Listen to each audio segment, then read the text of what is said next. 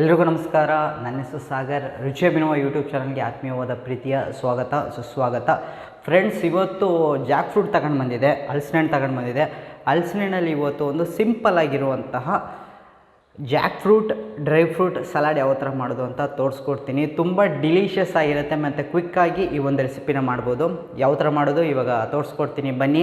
ಹಲಸಿನ ಹಣ್ಣು ತಗೊಂಡು ಬಂದಾಗ ಈ ಒಂದು ರೆಸಿಪಿನ ಮನೆಯಲ್ಲಿ ಮಸ್ಟ್ ಟ್ರೈ ಅಂತಲೇ ಹೇಳ್ಬೋದು. ತುಂಬ ಡಿಲಿಷಿಯಸ್ ಆಗಿರುತ್ತೆ. ಬನ್ನಿ ಇವಾಗ ಶುರು ಮಾಡೋಣ. ಫ್ರೆಂಡ್ಸ್, ಇವಾಗ ಇಲ್ಲಿ ಒಂದು 4 ಹಲಸಿನ ಹಣ್ಣು ತಗೊಂಡಿದ್ದೀನಿ. ಹಲಸಿನ ಹಣ್ಣು ಮಾತ್ರ ತುಂಬ ಗಮ್ಮಂತ ಇದೆ. ಇವಾಗ ಹಲಸಿನ ಹಣ್ಣನ್ನು ಚಿಕ್ಕದಾಗಿ ಚಾಪ್ ಮಾಡಿಬಿಟ್ಟು ತಗೊಳ್ಳಿ.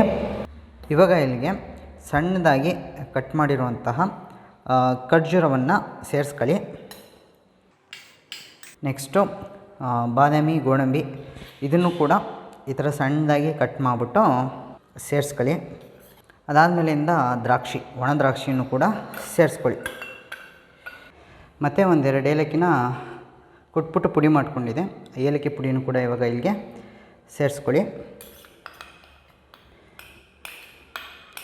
ಏಲಕ್ಕಿ ಹಾಕೋದ್ರಿಂದ ಪರಿಮಳ ತುಂಬ ಘಮ್ ಅಂತ ಇರುತ್ತೆ.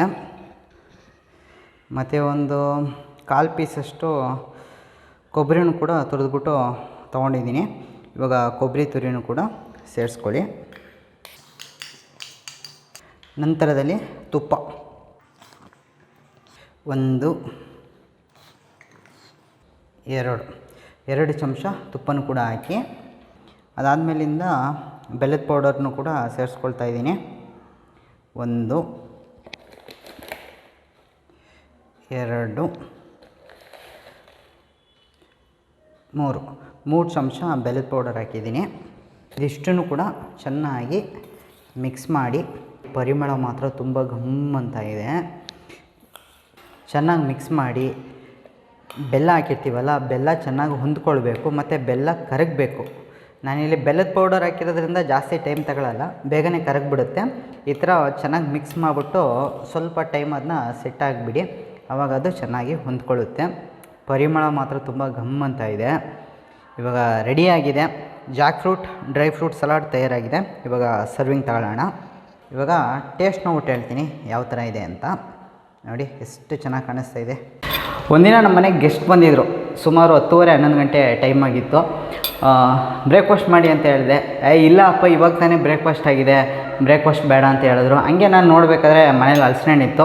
ಹಲಸಿನ ಹಣ್ಣನ್ನ ಕಟ್ ಮಾಡಿಬಿಟ್ಟು ಡ್ರೈ ಫ್ರೂಟ್ಸ್ ಎಲ್ಲ ಹಾಕ್ಬಿಟ್ಟು ಈ ರೆಸಿಪಿನ ಮಾಡ್ಬಿಟ್ಟು ಅವ್ರಿಗೆ ಕೊಟ್ಟೆ. ಅವ್ರು ತಿನ್ಬಿಟ್ಟು ಆಹಾ ಏನು ತುಂಬ ಚೆನ್ನಾಗಿದೆ ಅಪ್ಪ ಅಂತ ಫುಲ್ ಖುಷಿಯಾಗೋದ್ರು. ಹಾಗೆ ಈ ರೆಸಿಪಿನ ಇವತ್ತು ನಿಮಗೂ ಕೂಡ ತೋರಿಸ್ಕೊಟ್ಟಿದ್ದೀನಿ. ಟೇಸ್ಟ್ ಮಾಡ್ಬಿಟ್ಟು ಹೇಳ್ತೀನಿ.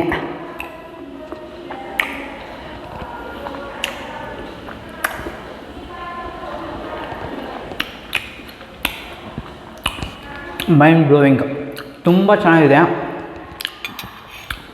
ತುಪ್ಪ ಮತ್ತು ಬೆಲ್ಲ ಮತ್ತು ಹಲಸಿನ ಹಣ್ಣು ಮತ್ತು ಏಲಕ್ಕಿ ಪುಡಿ ಇದಿಷ್ಟು ಕೂಡ ಹದವಾಗಿ ಹೊಂದ್ಕೊಂಡಿದೆ. ಬಾಯಿಗೆ ಇಡ್ತಿದ್ದಂಗೆ ಆಹಾ, ತುಪ್ಪದ ಪರಿಮಳ ಫಸ್ಟ್ ಸ್ಪ್ರೆಡ್ ಆಗಿದೆ. ತುಪ್ಪದ ಪರಿಮಳ ಅದಾದಮೇಲಿಂದ ಹಲಸಿನ ಹಣ್ಣು ಅದೊಂದು ಸ್ವೀಟ್ನೆಸ್ ಇರುತ್ತೆ ನೋಡಿ, ಅದು ಕೂಡ ಆಹಾ. ಮತ್ತು ಸಿಹಿ ಕೂಡ ಹದವಾಗಿದೆ. ಎಲ್ಲೂ ಕೂಡ ಜಾಸ್ತಿ ಸ್ವೀಟ್ ಆಯಿತು ಅಂತಲೂ ಕೂಡ ಅನಿಸಲ್ಲ. ಹದವಾಗಿ ಚೆನ್ನಾಗಿ ಹೊಂದ್ಕೊಂಡಿದೆ ಎಲ್ಲವೂ ಕೂಡ.